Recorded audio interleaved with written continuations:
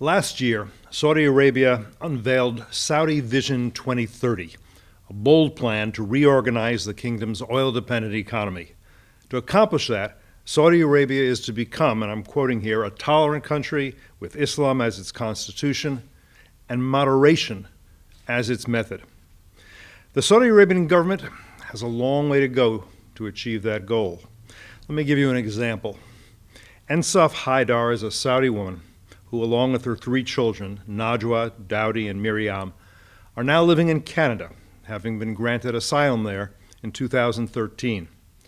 From that place of freedom and safety, she is relentlessly advocating on behalf of her husband, Raif Badawi, a prisoner of conscience whom the Saudi government has cruelly imprisoned. I join Ensaf Haidar in this advocacy, as do all those on the U.S. Commission on International Religious Freedom, USCIRF.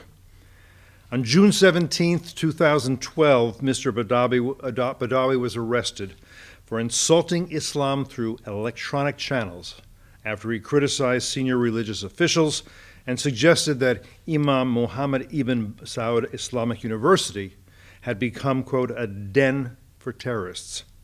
6 months later, he appeared before the Jeddah Criminal Court, now also accused of, quote, setting up a website that undermines general security, ridiculing Islamic religious figures, and going beyond the realm of obedience. He was charged with apostasy, too, a conviction carrying the death sentence in Saudi Arabia's Sharia-based legal system. Mr. Badawi in 2013 was sentenced to 7 years in prison and 600 lashes. Worse was to come. An appeals court in 2014 increased his punishment to 10 years in prison, 1,000 lashes, and a large fine. On January 9, 2015, Mr. Badawi was flogged 50 times before hundreds of spectators in front of a mosque in Jeddah, the first of 20 weekly lashings to be carried out over 20 weeks.